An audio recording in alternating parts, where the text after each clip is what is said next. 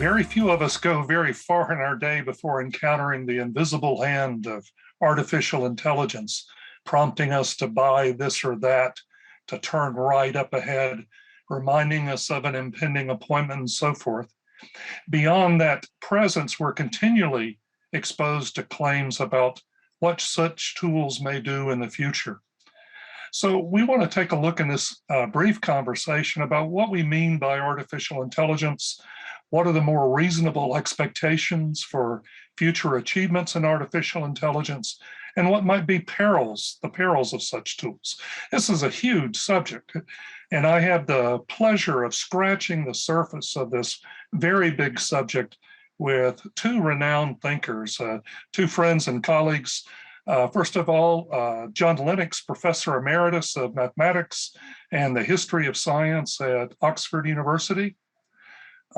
Regents Professor of Physics Paul Davies of Arizona State University, who is also the director of Beyond, the Center for Fundamental Concepts in Science. I'm Barry Ritchie. I'm a professor of physics in the Department of Physics at Arizona State University, ASU, and an affiliated faculty member with ASU's Center for the Study of Religion and Conflict. I have turned off my Alexa, so I think that we can speak comfortably, gentlemen. And so to begin with, John, in your most recent book, 2084, Artificial Intelligence and the Future of Humanity, you distinguish between artificial intelligence and artificial general intelligence. What's the difference there? What's the difference that you're trying to draw out? Well, thanks, Barry. I'm really delighted to be associated with ASU today. I think it's probably easiest to say that AI has been defined as the theory and development of computer systems that can perform tasks that normally require human intelligence, such as those you mentioned, visual perception, speech recognition, and so on. And narrow AI, which covers probably most of the AI that's up and running today, typically involves doing one thing that normally takes human intelligence, and of course does it much more efficiently. Whereas artificial general intelligence is the concept of creating a system that can do everything, or mostly everything a human can do, but much more and much faster. And therefore, within that concept is the attempt to, in the end, produce what one might call a superintelligence in one of two distinct ways. One is the idea of enhancing existing humans by adding technology, and the other is post-biological, building an AGI system on a silicon base or similar. So those are the two different things. All right. Now, where would you say we are in those two projects that you've described? Would you say that one is a pipe dream and the other one is reality, or how would you characterize it, John? Well, I would say that the first one is very much a reality, and we're all aware of it every day. And because it's a reality, I think that, well, all technology I liken to a knife. A really sharp knife, you can use it for surgery or you can use it for murdering people. That is, it raises ethical problems. And it's powering ahead at a fantastic rate. And some of the things that are being done are really quite spectacular. I think one of the most recent is the way in which DeepMind has been able to calculate protein folding of thousands and thousands of proteins. That is something absolutely spectacular, and we may expect more of the same. Now, AGI tends to be mainly the stuff of science fiction, but of course, we have to wait and see just where narrow AI is going. And as it broadens out, I would expect that the technologies become much more than doing one single thing. But science fiction writers love AGI. Okay, so science fiction writers certainly have some very high hopes for AGI. And now, Paul, in your just finished book, What's Eating the Universe and Other Cosmic Questions, you said, and I'll quote here, so forgive me for reading this, on Earth, designed intelligence usually called artificial intelligence or AI, is already penetrating many areas of human activity. It can do mathematics better than we can, and increasingly make decisions about complex systems. It is easy to imagine that in a few decades, most of the intellectual heavy lifting on Earth will be done by AI that will likely far outstrip the human brain and capability. So, Paul, could you elaborate on that view and set it in its context? Well, let me look back over my lifetime. And when I was a student, I loved to read science fiction. I can remember reading I, Robot by Isaac Asimov. And I thought all of this stuff was just around the corner, much as we thought after watching 2001: A Space Odyssey that we'd have cities on the moon by the year 2000. And it was a very disappointing few decades when it looked like robotics and what we now call AI were really going nowhere, that it had been greatly overblown. But then suddenly, I think in the last 20 years, it all seemed to come together and there were huge advances. I even remember a meeting at Google where not so many years ago, where a friend of mine suggested that they should put more effort into devices that would translate languages. So if you go to a restaurant in China, you could speak in English and the waiter would see it in Chinese. This has happened. So enormous advances. But I think in the context of what we're trying to achieve at this meeting, that we're less concerned with the sort of gee-whizzery. It's obvious that amazing things can be done and done very efficiently and better than human beings. But the intelligence is, I think, the second issue. I think what we're all more concerned about is consciousness, something like that, self-awareness, moral direction, and so forth. In other words, we're not terribly much frightened by a system that flies a plane better than, or even drives a car better than a human being once we get used to it. But when we get into the area of simulating not just intelligence, but making the claim that we can build a system that is conscious, is in some sense a being, and may or may not have some sort of moral awareness, then that starts to get much more scary. And if we then go to even further in the future to the notion that such beings might displace humans, so we would be sort of irrelevant, then that raises huge numbers of questions. So I think intelligence is not really the right thing to dwell on. It is really more aspects of consciousness, self-awareness, moral values, and so forth. Well, just to follow up on that, Paul, do you consider, is consciousness just a form of computation then? Or is it something not just quantitatively, but qualitatively different than calculation? There's a deep philosophical problem, which is, of course, well known, which is how do we know if something is conscious? And people have arguments, is my dog conscious? And most dog owners think that their dogs are conscious. And then if you had a sort of robotic dog that responded in the same way, could you attribute consciousness to it? Well, Alan Turing, one of the founders of this entire discipline, came up with this notion of the Turing test. So am I talking to Barry, a real conscious human being, or is this some sort of simulation that is responding appropriately, but without any awareness of what it is doing? And how can I tell the difference? If you can design a system that can respond appropriately in a way that's indistinguishable from another human being, then according to the Turing test, you would attribute consciousness to it. But it is just by analogy. I know I am conscious. You behave in a manner similar to me, and so I attribute consciousness to you. But it's really only a working hypothesis. I cannot know you are conscious without being you, and then, of course, I wouldn't be me. So this deep philosophical problem's always been there of attributing consciousness to something else.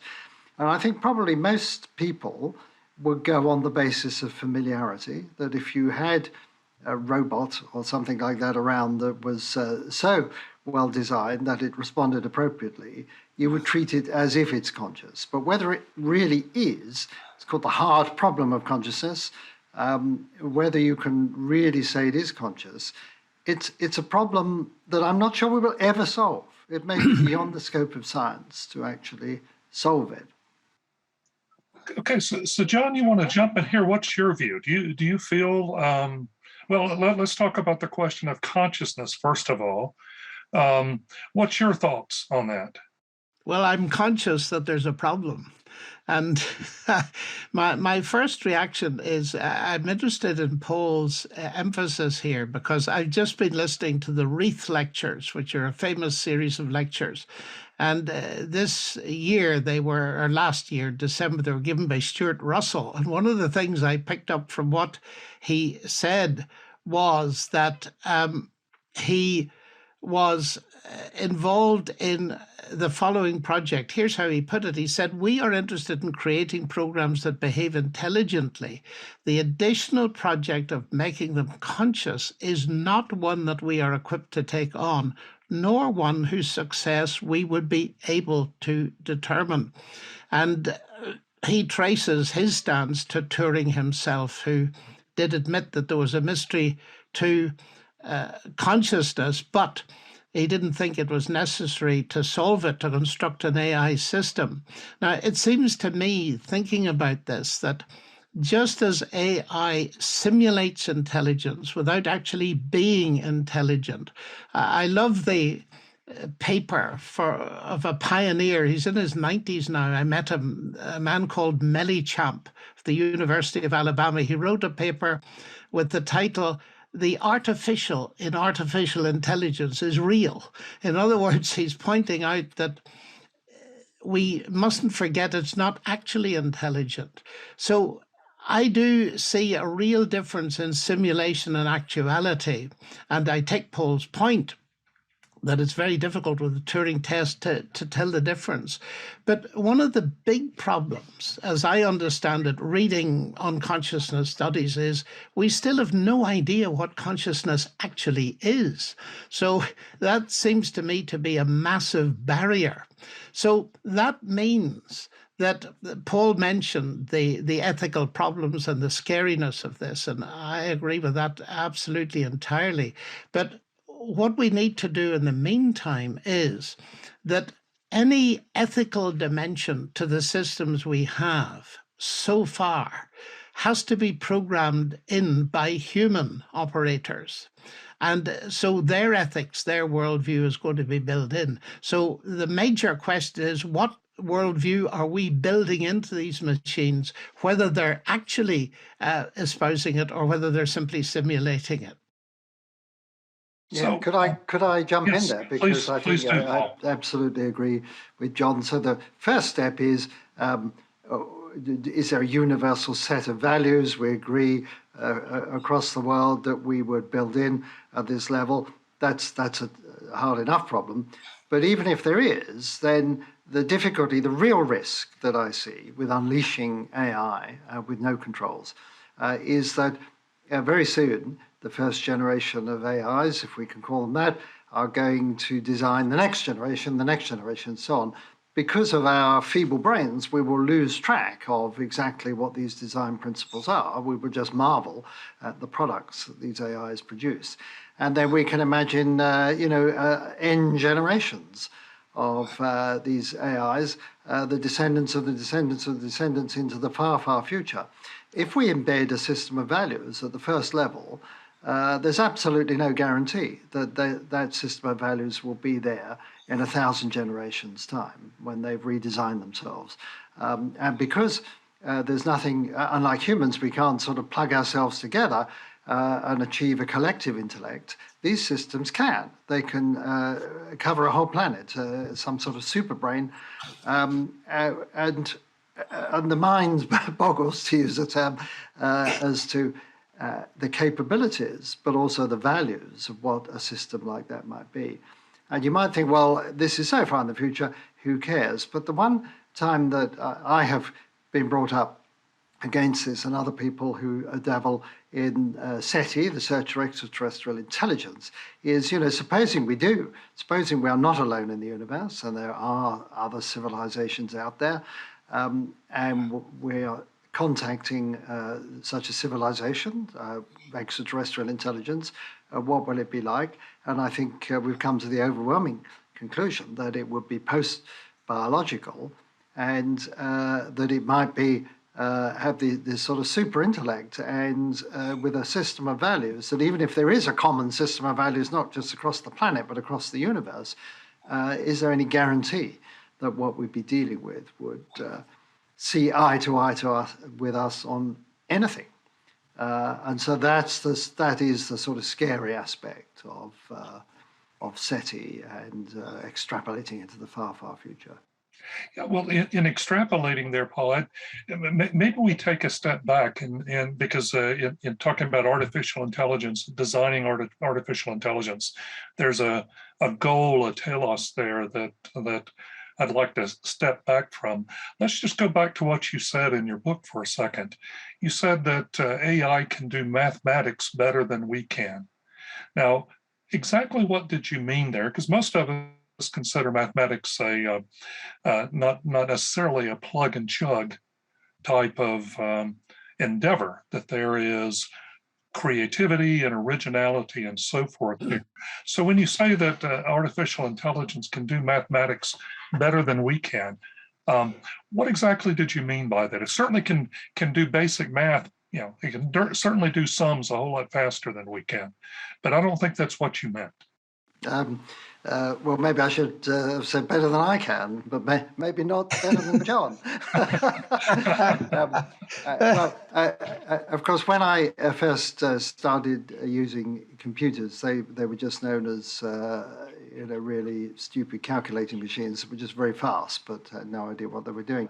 And indeed, back in the 70s, it was almost impossible to get computers to do anything other than just sort of basic arithmetic and statistics. But then they became better and better. Packages like Mathematica and so on enable people to do not just algebra, but calculus and fairly advanced computations. And I think it's got to the point now where mostly, I don't make a lot of use of this, but I have students who do. Mostly, I would feel that using a computer was the way to go.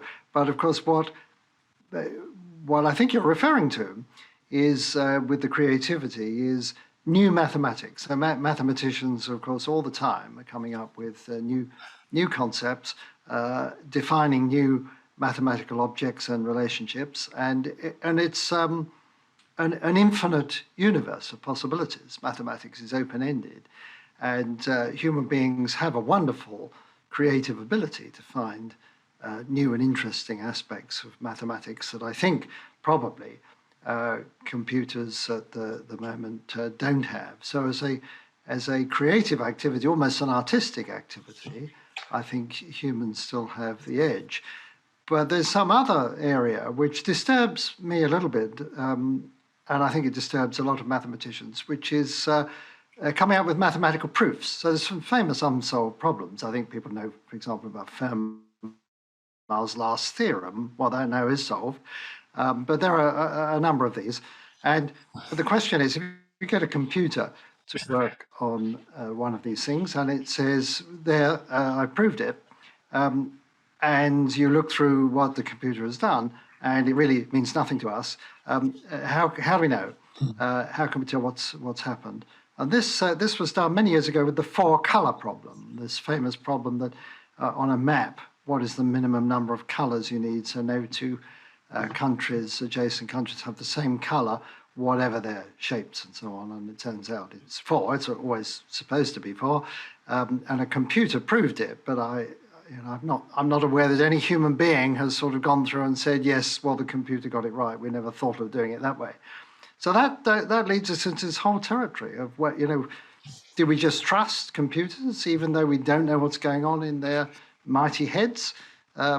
Or do we somehow feel that things will only ever be fully understood if a human being, and in particular mathematician, can look through and have that aha moment, as Roger Penrose described it so well. That sort of everything falls into place. Now I see it. Might be a very counterintuitive result, but aha, that's the proof. I can see how all this works. Okay, Maybe this will no longer. This will be a thing of the past. So, John, you have a dog in this fight because, as a mathematician, how would you respond to Paul's comments there? Well, I found Paul's comment really very interesting, and certainly looking back, computers were a great tool. And then when the four-color problem was solved, in quotations, it raised a storm of discussion as to whether this is valid kind of proof and so on and so forth. But what I thought he meant was that he was referring to something relatively recent, and that is the way in which AI has actually been able to suggest some very deep connections to mathematicians, which they have then gone on to prove. And it's only a month ago that Nature published an article describing how Google's DeepMind was set the task of discerning patterns and connections in the mathematical fields of knot theory and representation theory.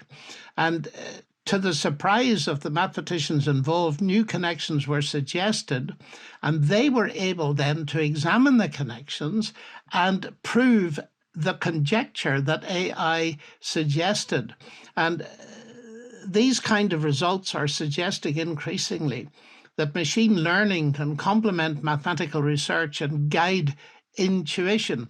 And here in the University of Oxford, using machine learning identified patterns, mathematicians have discovered a connection between algebraic and geometric invariance of knots and established a completely new theorem in the field.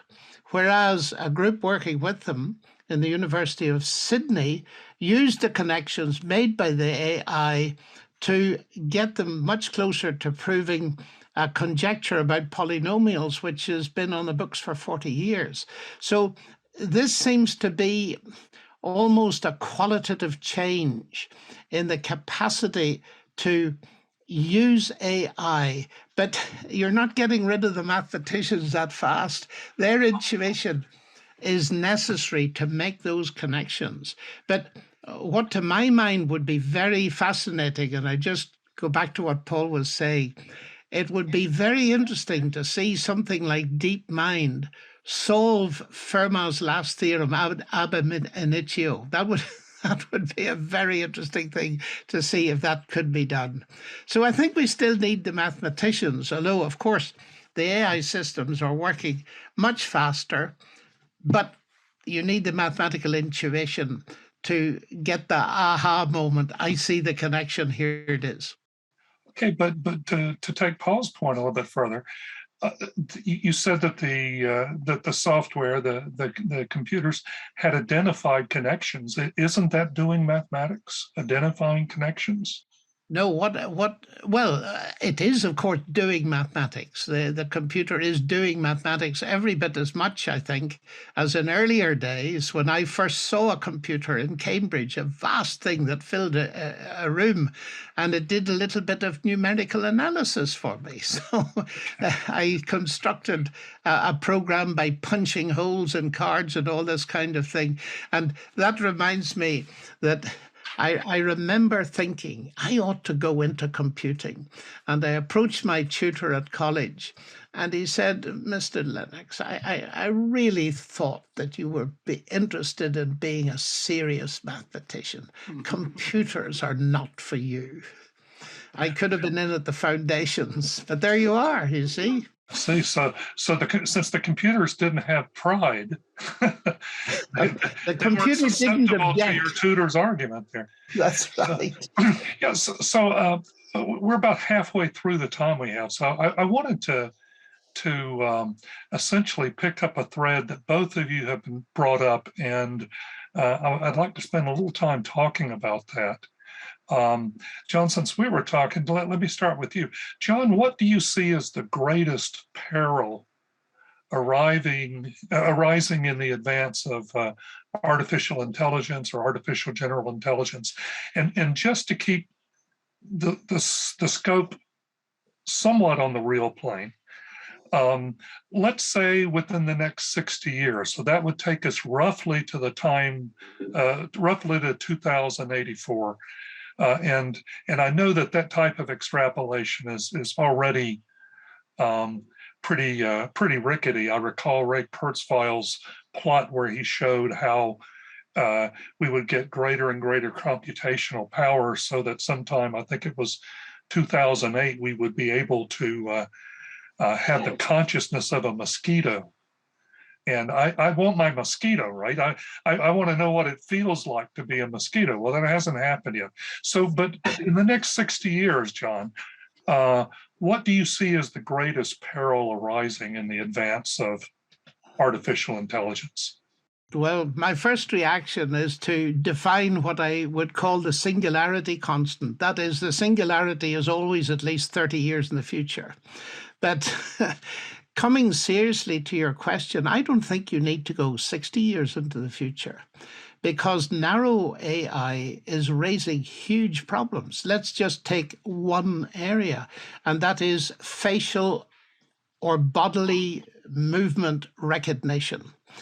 That can be used to detect criminals in a crowd, and police forces are using it. But we know in our world today that it can be also used as surveillance technology to suppress an ethnic minority and create huge problems for groups of people. So we're already there in the scary side of narrow AI. Now, I'm well aware that people like the late Stephen Hawking, they were scared.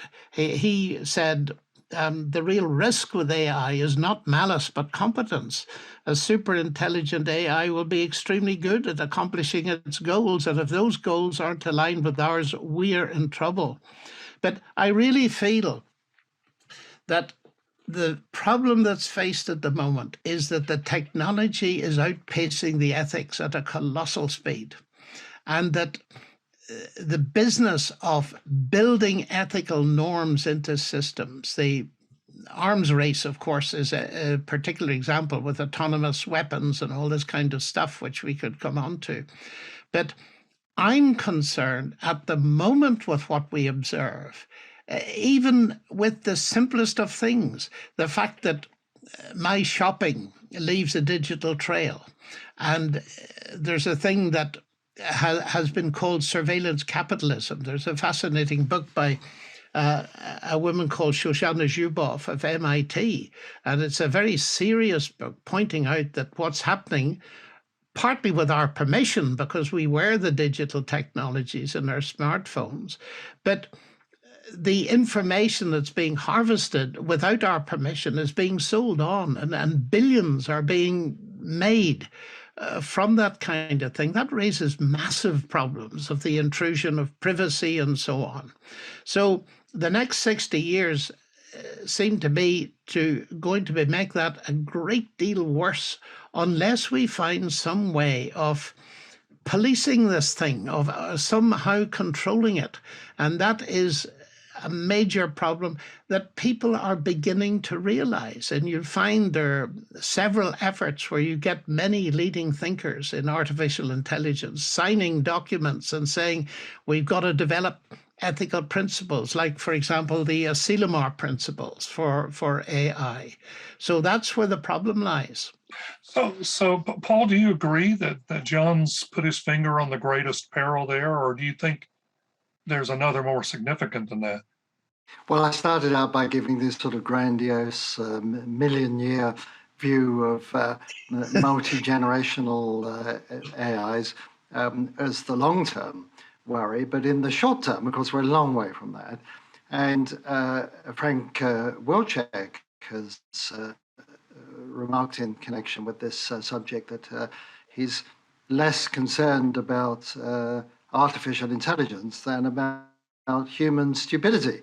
And I think what John is referring to in this intermediate phase is where we have a combination of both. So we have the power of artificial intelligence to do the bidding of but in some cases, bad actors. So they have at their disposal this enormous technology, and surveillance is, of course, one that I deeply share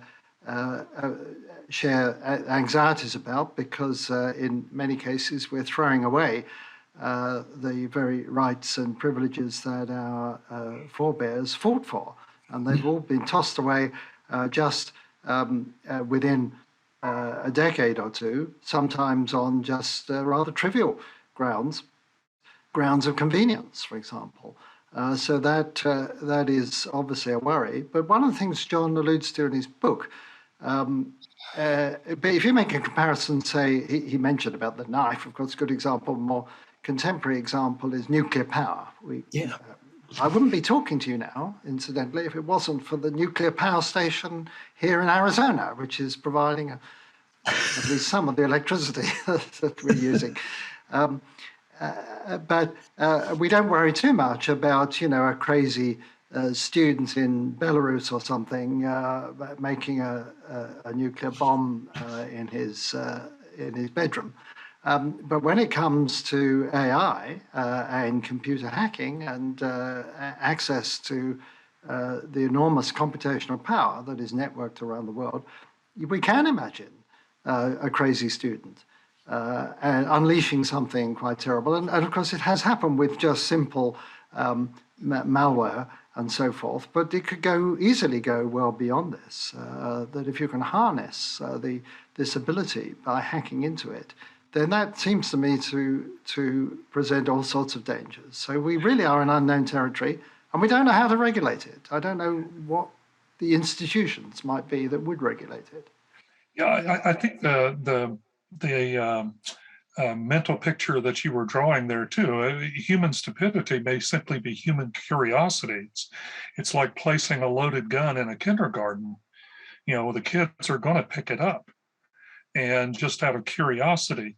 And so it may not actually be with malevolent intent. It may simply be that curiosity gets the better of the human race. So the advance of AI seems to be unstoppable. So how can we possibly avoid the perils that you two have discussed here? What sources or source of values or virtues are available to backstop humanity from falling prey to those perils? And I think it's a couple times the phrase universal values has been vocalized here. What values and virtues are universally shared among cultures? I mean, I think I live in a culture where it's not clear that we have shared values and virtues any longer. So let's go back to the initial question. John, let me start with you. How do you think we can possibly avoid the perils that we've been talking about here? Well, this is a huge problem. But the question of universal values is the first thing I think to address. Now, cultures clearly differ in many ways, but they don't differ as much as all that. Well, what I mean by that is this. Years ago, I think it was 1940, C.S. Lewis wrote a prescient book, really, called The Abolition of Man. It's got an appendix. And in the appendix, he traced through all the world's major religions, philosophies, and cultures, and discovered that there was a set of common values. And it's quite remarkable. I remember coming across it as a teenager. He called these illustrations of natural law. And in particular, he found that every civilization, every religion, every culture, even Roman pagan religion, humanism, all the rest, all had what we now often call the golden rule: do unto others as you would they did unto you. So that's there. And from where I sit, I reckon that because that appears to be hardwired into every human being, then society doesn't completely fall apart. You mentioned the word backstop. And it seems to me that we need to remind ourselves of these values, and they seem to be, in that sense, pretty absolute. I often say to people, what about torturing babies? Is that wrong? And people think it's absolutely wrong. So there's one absolute for a start. We can start there. The problem, it seems to me, is not so much recognizing that there's a common base on which we operate. The problem is compliance, as many companies these days have discovered. How do you get the mission statement, the ethical mission statement of a company into the hearts of its executives? That's one of the problems. And it seems to me here that you have several different ways of grounding those values. Now, I think in thinking about it, we need to distinguish between the values that exist and the arguments people use to ground them. And they're basically three. First of all, that universal objective values are grounded in the matter of the universe and have simply proceeded by the laws of nature, etc., etc. And then others believe that values are creations of human beings. And then there finally is the position that I take, that they're grounded in the character of God, the Creator. So there are those three grounds, but it seems to me that the justification for absolute moral values is distinct from their existence. And the problem of, if you like, enforcing them, although maybe that's not the right word, is this. The dominant ethical system, and there are several ethical systems in our world, is preference utilitarianism, which roughly says you argue in the maximum benefit for the maximum number of people. It's a consequentialist ethic. And that works really well if there are equal centers of powers on the planet. If you're dividing ice cream among kids, you'd better use utilitarianism and give them exactly the same amount or you're in trouble. But the problem is that we live in a planet where the centers of power, particularly in this area, are not equal. And the difficulty is, if I have enough power that I don't care what you do to me. You say to me, look, if you do X, I will, and I'll say, yes, you will what? And this is exemplified in Hitler's day. In his political infancy, he drew up treaties. The moment he got the power, he tore them up. And I think that's a huge problem that we face today. And I don't know the answer to it at all, not really. Okay, so Paul, you want to weigh in on this? Yes, a couple of points that I want to make. So one is even before we hit these sort of really major issues about global values, there are AI specialists who wrestle with dilemmas. There's a famous one, and I'll sort of paraphrase it, but self-driving car. Does it swerve to avoid a mother with a baby in a stroller and hit an old person on the sidewalk? As a sort of there's a better outcome. Do we tend to sort of attach more value to young lives because their life expectancy is greater? And that's I don't know what I would do in those circumstances, but these people have to program those things in. We've hit it in a very practical way in the COVID era because some people are saying, well, most of the people who are dying are going to die soon anyway, and why should the rest of us suffer health consequences and economic disruption, to save the lives of some old people? And other people say, an old person's life is worth just the same as a young person's life. I'm not going to get drawn into what I believe on this, but the thing is, we have difficulty already deciding. Now, I'm sure, I certainly know there is in Britain, there are algorithms to sort of work out how you allocate resources among people, and you have to build some sort of ethical standards into those algorithms. So we hit these things in a very practical way already, and I think there will be disagreements. There are disagreements between the UK and the US on the nature of those algorithms. So this is a very difficult one, but let me also make another comment which occurred to me as John was speaking. What would it take to get some sort of global regulation? And maybe what it takes is some really horrible accident or incident. And I'm thinking that we've had decades where the nuclear threat has always been there, but so far we've avoided it. And the demonstration of the horror of nuclear weapons in Japan at the end of World War II, maybe was necessary. If that hadn't happened, then nuclear war may well have broken out in the 50s and so on. So maybe it requires one really nasty thing to happen. In the case of AI, it would be some sort of calamity, national calamity, which we would survive, but we thought never again.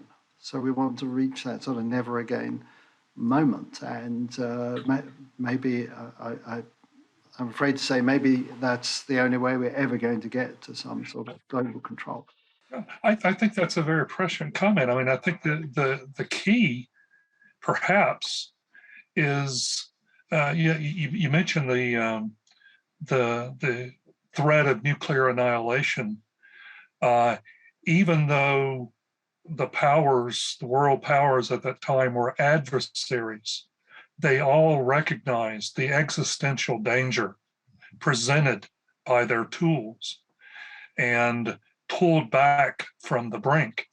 It may be that what it's going to take is some real understanding of the existential threat represented by artificial intelligence, unconstrained by morality, unconstrained by nationality, and things like that. I mean, as one of the examples that John presented earlier was of the use of artificial intelligence to oppress minorities.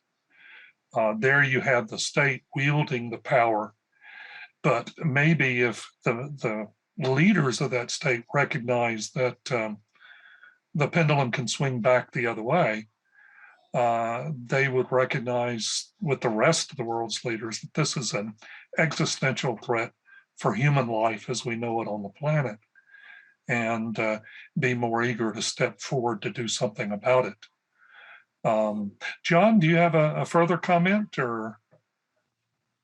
Well, I listened to the Reith lectures, and Stuart Russell said an interesting thing at the end of the second one.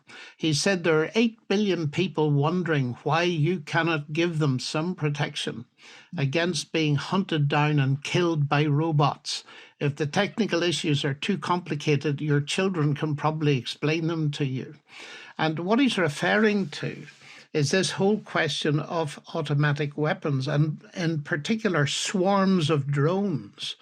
And I could imagine, thinking of Paul's scenario of something absolutely awful happening, we could have a catastrophe where many civilians are killed by one of these coordinated AI-directed swarms of killer drones. And then we might get something like the shock of saying never again, it must never happen again.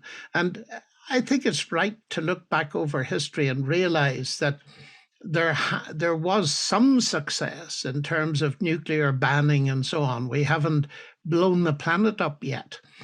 We've held back, and there was a group of scientists at the time in some of these areas. They stopped working on these things, and I found it very interesting that in Google in particular, coming up to the modern day, working on some of these automatic weapon things, I think it was Google, the scientists actually refused to do any more research and left. So personal protest is important.